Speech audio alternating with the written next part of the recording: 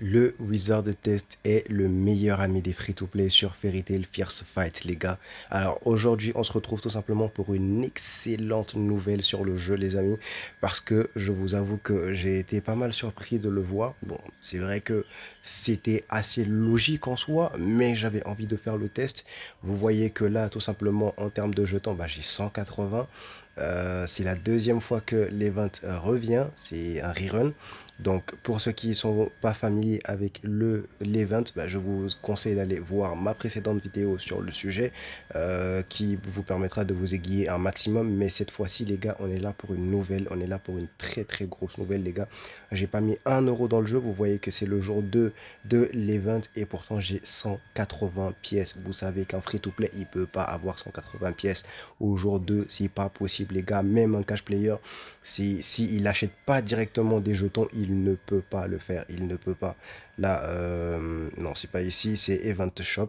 Tant que si vous n'achetez pas ces trucs-là, jour 2 vous pourrez jamais avoir des jetons comme ça gratuits en free-to-play. C'est pas possible. Donc, comment j'ai fait pour avoir ces 180 jetons jour 2? Il faut savoir que quand l'event est arrivé, j'avais directement 110 jetons. Ce qui fait qu'on va arriver directement à la nouvelle que j'ai à vous annoncer. C'est tout simplement que vos jetons vont rester même si l'event part, les gars. Si l'event est là aujourd'hui, bah, tout simplement pour quelques jours, pour ce rerun, c'est deuxième arrivée. Bah, si vous gardez vos jetons pour la troisième arrivée, vous aurez le même nombre de jetons. Ça va conserver vos jetons pour chaque rerun de l'event. Donc plus ça va aller, plus vous allez cumuler de jetons au fur et à mesure. Et pourquoi c'est une excellente nouvelle? Parce que tout simplement, vous pouvez voir ici que certains trucs super intéressants du shop sont très chers, les gars. Très chers, ouais. Donc là, par exemple, je pourrais être tenté d'aller chercher les invocations. Ce serait assez intelligent de ma part. Les invocations, c'est toujours important, évidemment. Mais nous, ce qui nous intéresse surtout, ce sont ces trois récompenses. Et surtout, pourquoi je dis que c'est le meilleur ami des free-to-play, c'est pour celui-là. Le Selective Chest de Brilliant Magic Gear. C'est incroyable, les gars. Vous pouvez, à long terme, bien sûr, ce n'est pas en une fois ou en deux fois, mais à long terme, tous les free-to-play du jeu pourront choisir une Brilliant Gear ici. C'est tout simplement exceptionnel, les gars. Franchement, c'est trop bien. Là, vous voyez que les Brilliant, c'est quelque chose de très rare dans le jeu, même parmi les catch players, même parmi les whales. Il y en a qui n'en ont que un ou deux. Il y a même des whales, je vous dis, qui n'en ont même pas, pour vous dire à quel point. Si vraiment, il y en a, j'ai vu qu'ils ont fait peut-être dans les 500 invocations sur la Magic Gear, sur la bannière Magic Gear, et qui n'ont pas de Brilliant. Oui, ça existe, les gars, ça existe. Donc franchement, le fait de pouvoir en choisir un comme ça, bah, c'est juste exceptionnel en fait. C'est vraiment trop bien.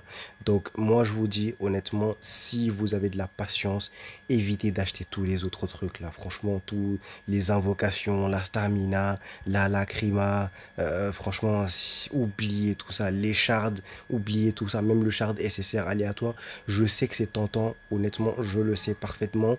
Même l'Epic Even Stone qui est vraiment très tentant. Oubliez tout ça, les gars. Stackez autant que vous pouvez à chaque rerun. Essayez d'aller chercher un maximum de jetons et conservez-les pour les prochaines arrivées jusqu'à ce que vous ayez 1200 jetons et que vous alliez choisir un Brilliant Magic Gear Selector. S'il vous plaît, les gars, c'est vraiment très important. Vous vous rendez pas compte de à quel point c'est fort en fait. Imaginez là, crit hit jusqu'à 15%.